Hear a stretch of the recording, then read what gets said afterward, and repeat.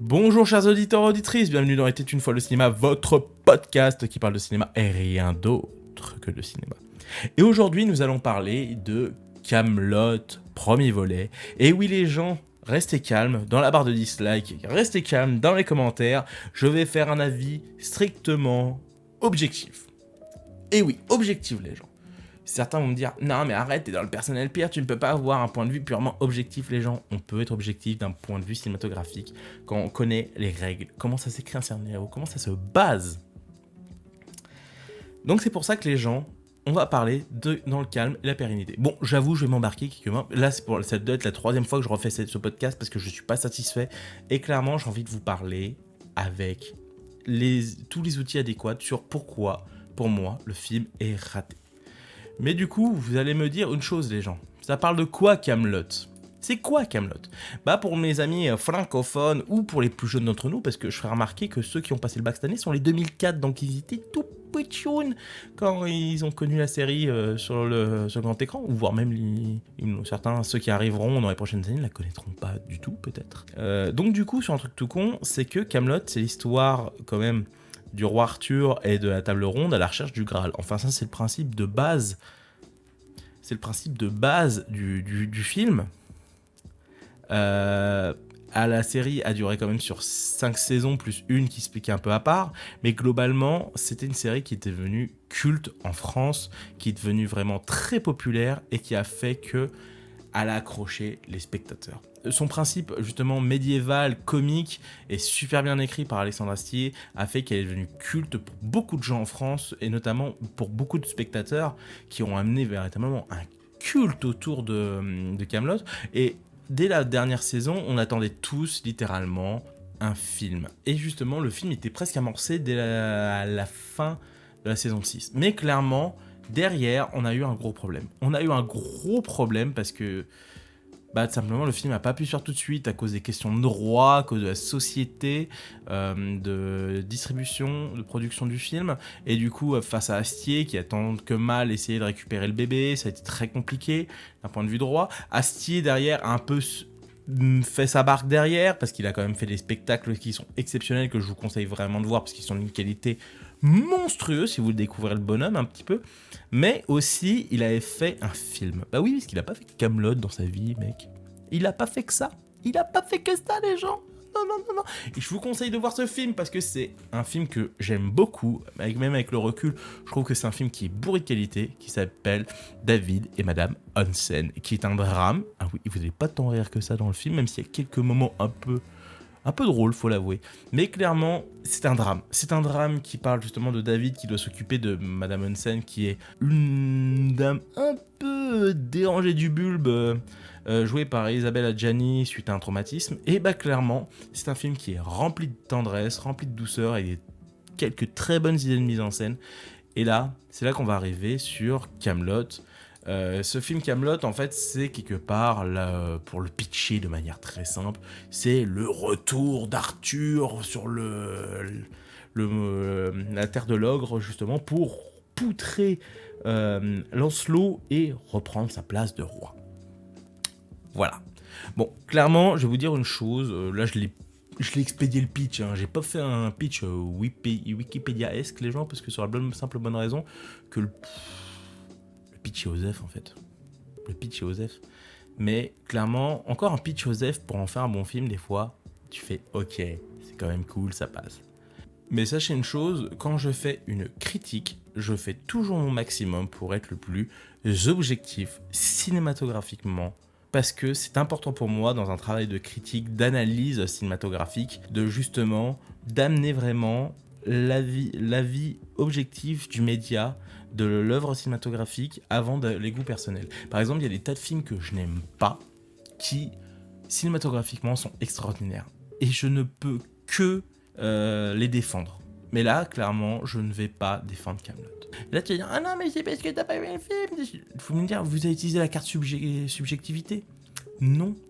Non, je reste vraiment sur un avis purement cinématographique et certains vont me dire, ah non, mais t'es un fan de Kaamelott, t'es déçu. Les gens, j'aime beaucoup Kaamelott parce que c'est une grosse partie de mon enfance et de mon adolescence, même si une grosse plus partie de mon adolescence. Et je vais vous dire une chose, les gens, je ne l'ai pas attendu le film. je l'attendais, voilà, je fais, oh, c'est cool, voilà, mais j'en faisais pas un messie. Limite, j'attendais beaucoup plus Titane que par rapport à ce que Julia Ducournau allait concrétiser derrière. Oui, je vais vous parler souvent de Titane cette année, je le sens. Mais clairement, Kaamelott, c'est un film que j'ai trouvé pas bon. Au début, encore hier, je vais vous dire une chose, je disais, c'est moyen. C'est pas très, voilà, c'est pas très intéressant. Et là, j'ai pris une nuit de sommeil. J'ai pris le temps de réfléchir, à que ça refroidisse un peu dans ma tête, de me détendre. Mais clairement, les gens, je vais vous dire une chose, je trouve qu'avec le recul, finalement, le film, je l'ai pas tant aimé que ça. Et je vais vous dire pourquoi, pourquoi Kaamelott, c'est un film qui ne sait pas sur quel pied danser. Et déjà, je vais partir sur un truc tout con, c'est que pour moi, c'est un film, on va dire, de télévision, un téléfilm, mal écrit, destiné aux femmes. Et ça, les gens, ça va être très con, mais ça se voit en plusieurs points, en plusieurs choses qui fait que je trouve que le film ne marche pas en tant que film pur d'un point de vue cinématographique, mais j'ai l'impression vraiment de voir un film de télévision adapté pour la télé, mais justement qui amène vraiment au cinéma pour faire des entrées et amener quand même engranger du pognon. C'est un truc qui se fait depuis des années, les gens. T'as beaucoup de comédies françaises qui sont calibrées pour la télé, des téléfilms de luxe, entre guillemets, et qui clairement derrière sont destinés à la télé pour faire de l'audience à la télé. Ça, c'est pas nouveau. C'est un truc qui existe depuis quand même pas mal d'années. Et donc, c'est pas ça que je décris, mais quand t'attends Kaamelott, t'attends quand même une œuvre cinématographique. Et vous allez me dire que je suis virulent, mais des fois, il faut l'être un petit peu. Voilà. Et quand je dis que c'est destiné aux femmes, je vais y revenir sur plusieurs points. Déjà, on va partir d'un point de vue cinéma.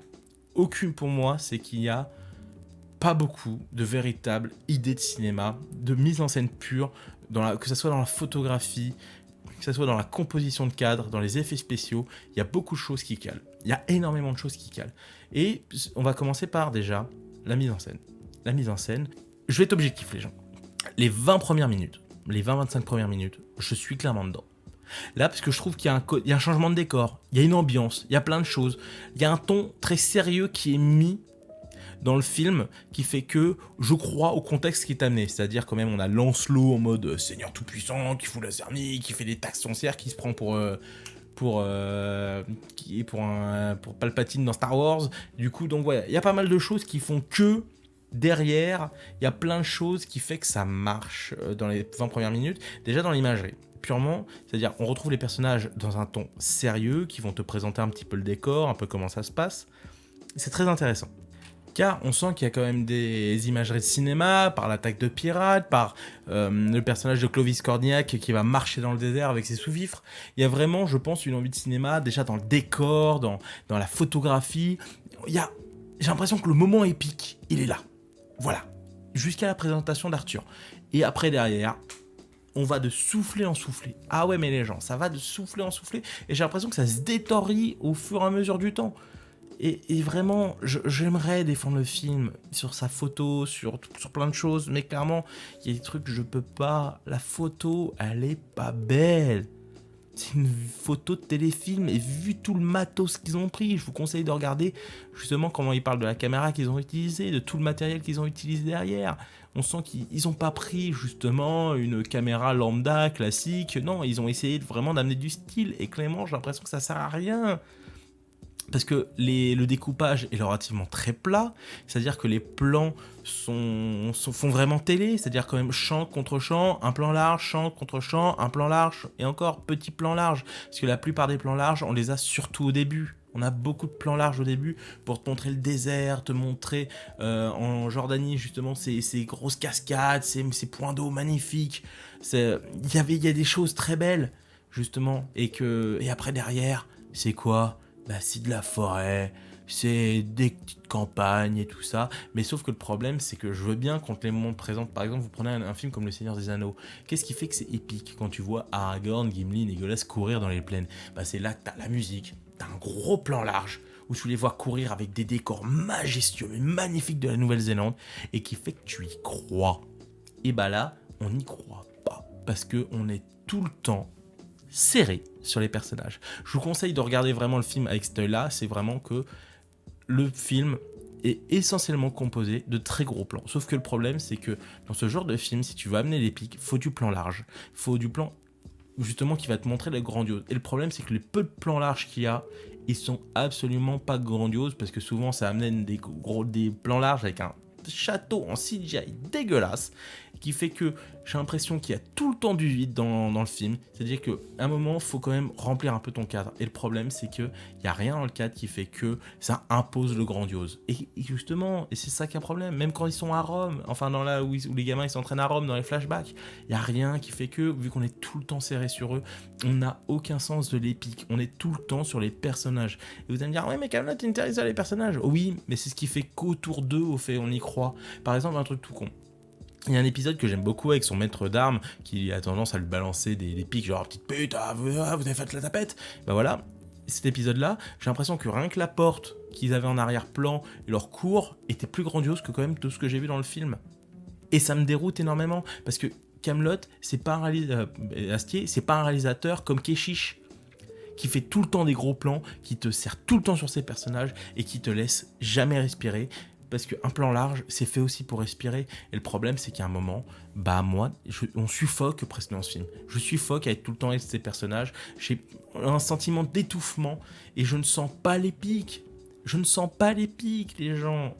C'est pour ça que je dis que la mise en scène n'est pas bonne dans ce film. Parce que j'ai l'impression que rien n'est fait pour que ça soit épique. L'épique, tu les as les 20 premières minutes. C'est-à-dire un moment où vraiment faut trouver Arthur, faut le trouver, je l'ai peut-être trouvé, il est peut-être là-bas, je vais me faire du pognon et tout ça. Mais là, j'ai un problème, justement. C'est là que j'ai un problème aussi, les gens. Et pour le scénario, j'y reviendrai après. Mais que tout ce qui est amené n'a aucune valeur, même dans la mise. Par exemple, à un moment, quand tu fais un plan qui doit être important, bah finalement, tu fais « Oh !» Bon, après, plus tard, quand tu prends le temps de réfléchir à un film, mais en fait, non, mais en fait, ça ne servira à rien. En fait, c'est ça que j'ai le problème, c'est qu'avec cette mise en scène, elle ne sert à rien, elle n'a aucun intérêt, elle n'a aucun effet de style. Certains vont me dire, oui, mais il y a quelques plans, par exemple, la contre-plongée, quand il est sur le point de faire quelque chose sur Lancelot, voilà. Non, mais les gens, c'est à un moment, il faut avoir un peu d'exigence. Et le film, et même le plan, tu sens qu'il y a des CGI derrière, c'est pas très beau. C'est pas très beau, les gens. Je peux pas cautionner que moi, certains vont me dire, oui, t'es un peu élitiste. Non, c'est que je vous prends pas pour des débiles. Je vous parle comme des adultes, les gens. Et justement, moi, j'ai le problème avec ce film Kaamelott, c'est que j'ai l'impression qu'on me prend pour un teubé. D'un point de vue cinématographique, j'ai vraiment qu'on prend pour un teubé. Entre les plans serrés, justement, qui font cache-misère, qui me rappellent justement le film que j'ai critiqué, que j'ai le plus descendu sur la chaîne, parce que j'ai vraiment détesté, bah ça me fait chier de sortir les mêmes arguments sur Kaamelott, parce que Astier, c'est un autre niveau quand même.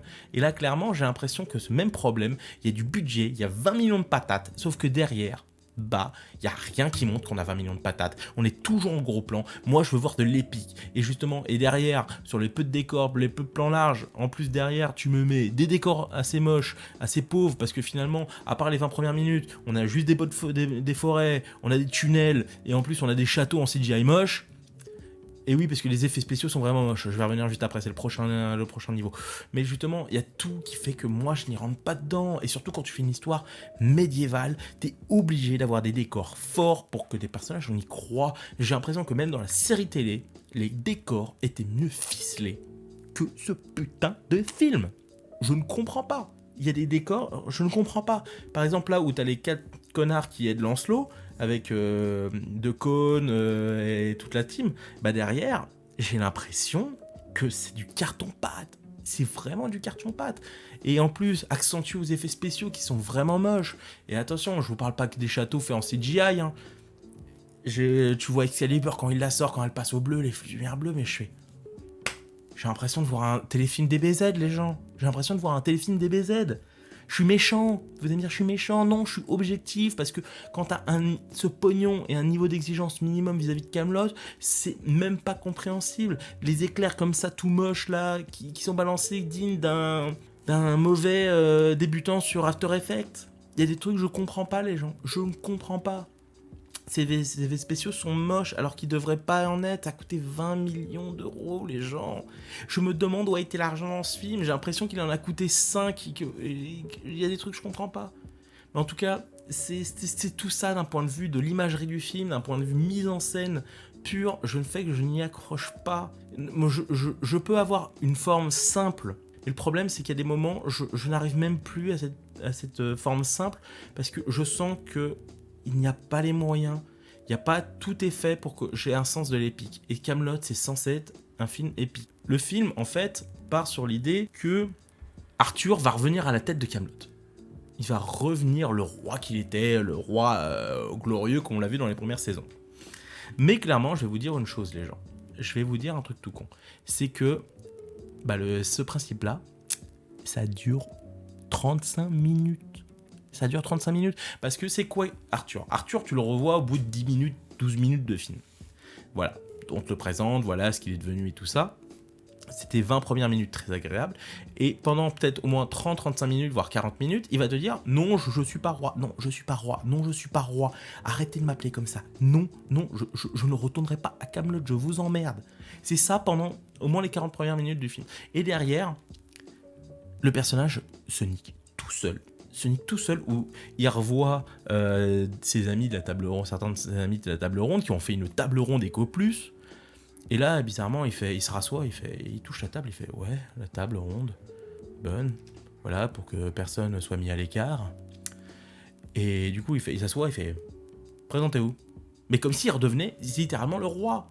Mais le problème, c'est que ça doit être la conséquence de tout un film. Ça doit être la finalité. C'est comme je vous le dis tout de suite, parce que je m'en bats les couilles, pour moi, je pense que vous avez vu le film et vous êtes des adultes. Donc à un moment, quand vous allez voir une critique, vous savez que vous allez vous faire spoiler.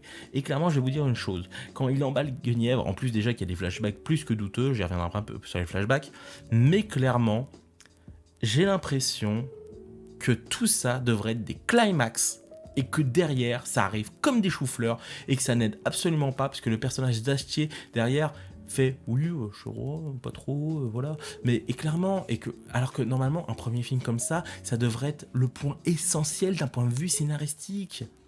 Arthur qui retrouve la confiance, qui se laisse, qui envoie ses mormons du passé derrière lui pour pouvoir aller de l'avant. Et clairement, ce qui fait que ça marcherait. Mais le problème, c'est que là, tout le développement d'Arthur est baisé. Et que le problème, c'est que derrière, après ce développement, qu'est-ce qui nous reste derrière ? C'est des gags. Parce que les premières minutes du film sont notamment, je trouve, beaucoup plus sérieuses. J'ai l'impression qu'il y a une cassure. Les premières minutes sont très sérieuses, qu'il y a une intention de mise en scène, une intention de scénario, de dire que voilà, on a envie de créer une histoire sérieuse. Et c'est ça qui fait que moi je fais, là on va partir sur quelque chose, parce que le public de Kaamelott qui a connu ça jeune, sont censés devenir des adultes, donc peuvent admettre que le ton comique peut être un peu réduit comparé à d'autres trucs. Mais là j'ai un gros problème, c'est que le film se veut ultra sérieux, mais que passé quand même ces 20-25 premières minutes, l'humour revient perpétuellement pour péter les burnes. Et je fais que ça se mélange horriblement mal. Et là, je vais vous prendre un autre exemple justement de moi que je trouve qui marche très bien en termes d'humour, tout en étant un petit peu sérieux. Je te prends l'exemple d'Edgar Wright. Edgar Wright, quand il fait sa trilogie Cornetto, c'est quand même des sujets relativement sérieux, mais ça reste essentiellement des comédies. C'est-à-dire que même si, à un moment dans Le Dernier Pub avant la fin du monde, on te parle quand même du drame du personnage qui est quand même un toxicomane, on te le fait comprendre, que le mec, justement, il est dans un vestige du passé, qui est un toxicomane. Et mais justement, l'humour est en premier plan. C'est une comédie avant d'être un film de SF et tout le tintouin. Là, le problème, c'est que le film veut se la jouer épique, film médiéval, mais avec de l'humour qui fait tâche. Bon, j'avoue, clairement, je vais être objectif, les gens, sur ce principe-là, j'ai quand même rigolé à quelques blagues. Je me suis quand même marré sur 2-3 trucs. Après, c'est parce que Astier a une qualité d'écriture qui fait que, quand même, l'humour passe surtout avec les acteurs. Mais, je vais vous dire une chose, il y a un problème de ton dans le film qui fait que, derrière, ça se veut sérieux d'un point de vue d'Arthur, mais ça se veut comique autour de tous les autres connards. Et clairement, c'est fait que ce film, du coup, amène un scénario ultra prévisible. C'est-à-dire que tu te dis, bon, Arthur il va faire comme ça, il va remonter, il va aller affronter Lancelot, mais vu qu'il a quand même une bonté, il va pas le tuer, parce que bon, faut quand même faire des suites derrière. Et je vais vous dire une chose, les gens, il y a ces moments-là qui fait que je trouve que ça ne marche pas. Ça marche pas d'un point de vue scénario, que c'est prévisible, qu'il n'y a aucun suspense. Tous les personnages, on sait comment ils vont évoluer, on sait quelles conneries ils vont faire et comment c'est amené, parce que Lancelot, tu sais que ça va être un trou du cul et tout un toit qui sait pas gérer, que c'est une pucelle d'Orléans x 1000, mais il y a plein de choses qui fait que le film est ultra prévisible. Et en plus, dans le scénario, je vais même pas rajouter un détail, c'est que t'as des personnages qui apparaissent et qui disparaissent. Mais c'est incroyable. Le personnage de Guillaume Gallienne, qui est, je trouve, un personnage super intéressant. C'est un pirate, voilà, c'est un chasseur de primes, il veut se faire du pognon et tout le tintouin. Mais c'est génial. Mais créer une relation avec Arthur et tout ça derrière, il y a un truc à faire. Ou le personnage de Chabat, où littéralement il disparaît, c'est-à-dire qu'il s'endort avec Astier, mais le lendemain, il est plus là. Il est plus là. J'ai l'impression qu'ils ont fait un film comme Astérix aux Jeux Olympiques selon les cachets des gens et les disponibilités des gens. Moi, c'est des trucs qui m'énervent. Ça n'a pas sa place dans un film. C'est quand tu crées un personnage, il doit servir à la narration, il doit pas disparaître et rien foutre. Ou soit, justement, il a fini sa fonction et là, il se casse. Mais là, le problème, c'est que t'as aucun personnage qui sert vraiment à quelque chose. Et c'est déroutant, les gens. Parce que les personnages, ça doit servir à quelque chose. Et là, le problème, c'est que tous les autres personnages qui manquent, c'est-à-dire quand même que Caradoc et Perceval, bon, tu sais qu'eux, ils vont... C'est le point comique, je les adore, les personnages. Mais sur des trucs très courts, ça marche. Mais quand tu sais que les mecs, ils vont parler, ils vont faire les cons une fois, ils vont faire les cons 3 fois, ils vont faire les cons 4 fois, ils vont faire 5 fois. Mais à un moment, ça me gonfle, j'ai juste envie de leur mouiller 3 baffes, les mecs. À un moment, j'en ai marre. À un moment, c'est comme si quand on te faisait la blague, t'as une tache pistache 10 fois d'affilée. Le mec, à un moment, t'as juste envie de l'en foutre une et de lui dire ferme ta gueule, tu me fais chier. Mais voilà, c'est ça les gens, et c'est ça le problème que j'ai avec le film. J'ai l'impression que ça marche pas. Tous les personnages font que ça marche pas. Et c'est plein de choses comme ça qui fait que ça me déroute le film, parce que j'ai l'impression que c'est un film qui a été fait pour faire plaisir aux fans. Genre, je vous donne Perceval et ses jeux à la con, je vous donne Caradoc et son gros sandwich, je vous donne Lancelot et sa pucellerie de base, je vous donne tout à Arthur dans des pots stylés, et Guenièvre va servir à quelque chose, et tout le tintouin, je vous montre la Manouille parce que c'est une grosse connasse, et en plus, même ses gosses ne veulent plus la voir. Et je vais vous dire, moi j'ai des personnages que j'ai bien aimés. Et vous savez c'est qui ? C'est censé être les connards, c'est censé être les Saxons. Alors là, par contre les gens, là je vais faire mon petit moment, voilà un petit peu, pas fanboy, mais parce que j'aime beaucoup Sting hein, quand même, mais carrément Sting, vous le voyez, les gens, vous le voyez, Charisma Burn. Sting c'est pour moi, on le voit peu de fois, et notamment aussi la fille qui est avec lui, là, qui est sa subalterne, sa capitaine, clairement je les vois, là je vois, Star Power, là je fais... Là, ils ont la classe. Ils parlent pas beaucoup, ils parlent juste ce qu'il faut, mais quand ils parlent, là, tu les entends. Là où les problèmes, c'est que tous les autres personnages sont noyés dans des mots, du mot. Ils sont noyés dans une marée de mots. Qui fait que ce qu'ils disent n'est plus intéressant. Quand vous partez des fois sur le principe que Guenièvre vient péter les burnes pour retourner au château où elle a été séquestrée parce qu'elle a oublié sa couronne de fleurs, et Arthur, vu qu'en bonne foi, en bon couillon qu'il est, et ben il est allé avec elle pour se ramener un flashback sur son ex et tout ça. Bah là c'est trop, et ça parle trop pour ce que c'est. Les gens. Et je vais vous dire une chose. C'est pour ça que Sting et son acolyte, quand tu les vois, ils jouent les acteurs, mais parfait. Pour moi, c'est les meilleurs moments du film. Quand Sting parle déjà, la classe à tous les étages. Tu vois l'autre, quand elle parle, même quand elle est paumée, bah là tu fais putain, mais meuf, t'as tellement de charisme. Mais moi, genre, faites-moi un film que sur les Saxons. Là, je kifferais ma race. Là, il y a des choses à faire. Mais là, clairement, les autres personnages, je peux plus les voir en peinture. J'ai même pas envie qu'il y ait de suite. N'essayez même pas de faire une suite. Et je vais en profiter du coup pour parler un petit peu de ces flashbacks qui arrivent par des moments où Arthur se doute, où les flashbacks sont censés quand même ramener les questionnements intérieurs du personnage, sauf que le problème c'est comme je vous l'ai dit, c'est vu que le moment intérieur du personnage se nique totalement la gueule, passer les 40 premières minutes de film sur les questionnants, mais en fait elles n'ont plus aucun sens, parce que justement, quand je vous dis que ça doit être un traitement entier du personnage d'Arthur, ces flashbacks ne concernent que lui, et il a du coup, dans l'action purement du personnage, ça t'explique ça beaucoup de choses, sauf que le problème c'est que c'est tellement noyé dans l'eau, et en plus sachant que c'est des moments que je trouve des fois un petit peu touchants, il y a une scène au moment où je trouve assez touchante, mais le problème c'est qu'à un moment, vu qu'ils sont noyés dans l'intrigue, bah en fait ils servent pas à grand chose, alors que c'est des flashbacks qui sont normalement dans un film, si tu traites un personnage, c'est hyper important, et je crois que c'est un des problèmes du film. Là juste avant de lancer le podcast, j'ai regardé le casting du monde. Mais il y a tout le monde. Il y a trop de personnages, il y a trop de personnes, les gens. Il y a trop de monde dans ce film. Il y a tellement de monde que je sais même plus où donner de la tête. Certains vont dire, ah non mais c'est cool, ça ramène tout loin. Et c'est ce que je vous dis, c'est encore un problème d'un film de fan. C'est encore un problème de film de fan, les gens. Pour la simple bonne raison qu'il y a tellement d'acteurs, il y a tellement de monde que du fait que je n'y attache pas, j'ai pas le temps de m'attacher pleinement à un personnage. Quand t'as une scénette de 3 minutes, t'as le temps de t'attacher à peu près à tout le monde parce que c'est rapide, c'est net, c'est nerveux. Mais dans un long métrage, il faut développer les personnages et le problème c'est que il y a que Arthur qui a un semblant de développement. Le reste sont les mêmes du début à la fin. Et c'est ça qui m'attriste, vraiment. Là j'ai peur, et c'est pour ça que je me pose des questions. Est-ce que ça reste sur comment on en est arrivé là? Est-ce que Astier a vraiment eu la main mise sur le projet? Est-ce que les studios français finalement ne l'ont pas obligé quand même de faire du Camelot? C'est-à-dire, oui, on te laisse un petit moment, mais bon, quand même, faut faire du Camelot. Un moment, faut quand même ramener ce qui a fait la série, c'est-à-dire l'humour, Perceval qui fait des jeux à la con et tout le tintron. Donc c'est très important. Mais les gens, à un moment, c'est que les problèmes, c'est que je vais vous dire, si c'est ça. J'ai envie de dire, les gens qui sont, des fois, que ce soit aux États-Unis ou en France, hein, c'est des gens qui n'ont pas conscience du public, qui n'ont pas conscience de ce que veut le public, et des fois, comment construire une bonne histoire. Astier, j'ai l'impression qu'il n'a pas eu la main mise sur son film. Et peut-être je peux me tromper, hein, peut-être c'est vraiment ce qu'il a voulu, mais en tout cas, c'est vraiment décevant dans ce point de vue-là.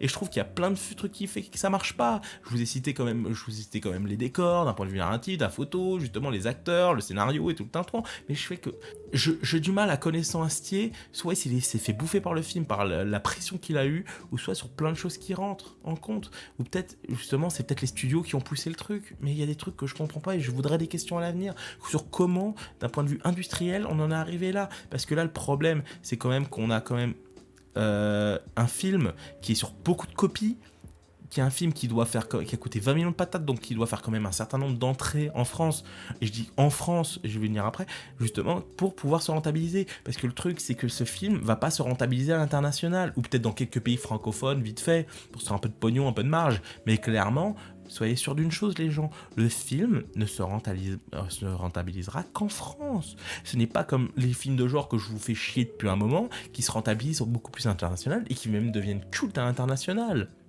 Là, clairement, on a un truc très intéressant de se dire qu'une chose, c'est que le film doit se rentabiliser en France dans son marché franco-français. Comme beaucoup de comédies d'ailleurs. Et ce qui en veut dire beaucoup, c'est que c'est un film qui est pensé pour la France, pour les Français, mais qui est un film qui est pensé pour les fans, mais qui n'est pas pensé pour avoir réalisé un public plus large. Et moi, c'est quelque chose qui m'attriste énormément, parce que je connais les qualités d'Astier. David et Madame Hansen, c'est un film que j'adore. Et je trouve ça dommage qu'on n'ait pas une continuité comme ça. Là où il y avait du style, il y avait un esprit, il y avait des idées de mise en scène. Là, je retrouve pas ça et ça me fait beaucoup de mal. J'aimerais pas... Certains vont dire, je descends le film et j'essaie d'objectiver les gens. Même sur un truc comme la photo de Camelot, qui a jamais été non plus extraordinaire, parce que c'était relativement des plans fixes, mais quand il y avait des fois certaines vignettes, d'un point de vue stylistique, il y avait quelque chose, il y avait un petit esprit, il y avait des choses. Là, je trouve que la photo, il y a trop de choses qui fait que c'est pas beau visuellement. C'est pas beau visuellement. Même, je vous parle du moment où t'as Arthur et Guenièvre qui parlent, t'as des flairs qui passent comme ça. Mais comment sur un film à 20 millions de patates, tu peux laisser un flair comme ça?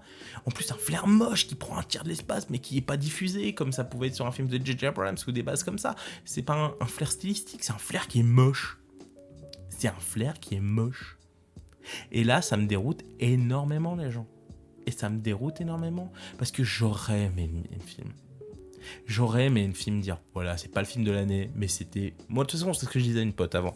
C'est que le film, soit il va être moyen, soit il va être bon. Mais le problème, c'est qu'il est même pas... Il est pire que moyen. Il est même pas décevant, parce que j'en attendais rien. C'est juste que je trouve que le film n'a pas réussi à concrétiser tout ce qu'il a amené. Et je trouve ça dommage.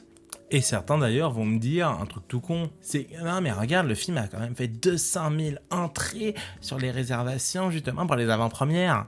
Alors oui, pour un film français c'est très bien, mais là par exemple si vous regardez simplement les chiffres au Forum Léal qui sortent tous les matins, le mercredi matin, et ben justement c'est un très bon sens d'analyse pour voir sur comment un film va avoir son avenir en salle. Et même si Camelot a fini premier, avec 54 entrées sur 324 je crois ce matin-là, bah clairement c'est pas bon en vue d'un Camelot.